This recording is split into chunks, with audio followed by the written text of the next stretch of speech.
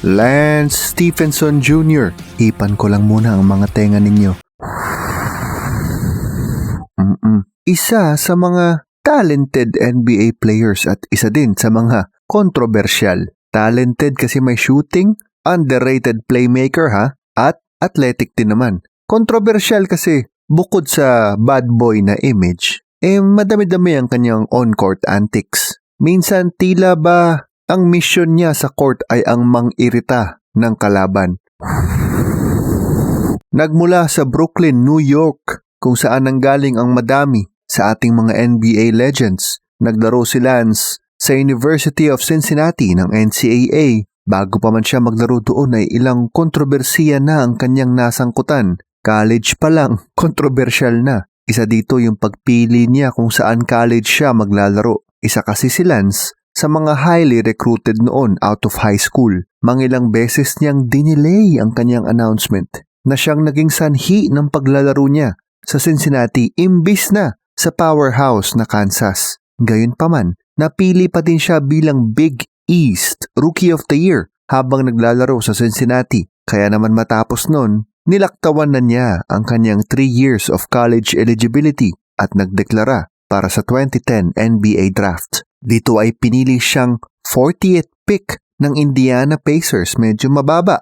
Hindi siya nakapaglaro until February sa kanyang rookie season. Ang lalim kasi niya sa bench. Third string point guard siya at may mga team violations din siya dahil sa kanyang di umanong immaturity. As in yung team yung nagpunish sa kanya. Maghihintay pa siya ng 3 taon bago siya mabigyan ng totoong break sa totoo lang dahil sa pagka-injure ng kanyang teammate na si Danny Granger. Ang kanyang 9.4 points, 7.6 rebounds, ang taas at 3.3 assists. Yan ang mga average niya sa playoffs. Yan ang mga nagsilbing booster para makaabot sila sa 2013 Eastern Conference Finals laban sa Miami Heat. Ito rin ang pangalawang straight year na nakaharap nila ang Miami sa serye. Physical ang naging labanan at madalas nga bardagulan. Natapos ang serye nun sa isang classic Game 7 na pumabor para sa Miami Heat ni na LeBron, Wade at Bosh.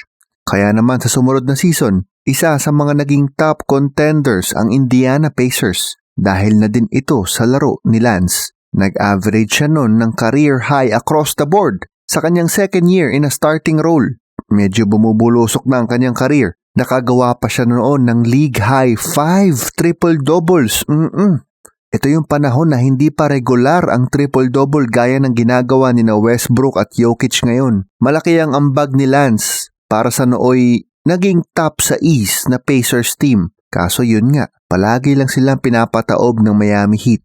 Nilisa ni Stephenson ang Indiana at nagpatalon-talon sa iba't ibang teams. Hanggang sa hindi natin namamalayan, hindi na natin siya nakikita sa court hanggang ngayon. At the age of 35 ay marahil nakita na natin ang kanyang last appearance bilang isang NBA player. Gayunpaman, isa pa rin siya sa mga pinaka-memorable na players ng Indiana. Well-loved kung tutuusin sa Hoosier Country o Indiana na makikita mo naman tuwing dumadalaw siya noong nakalipas na NBA Finals. Yung bang OKC versus Indiana. Isa sa mga players na ayaw mo kalaban pero gusto mong kakampi. Yan ang nag-iisang Lance Stephenson.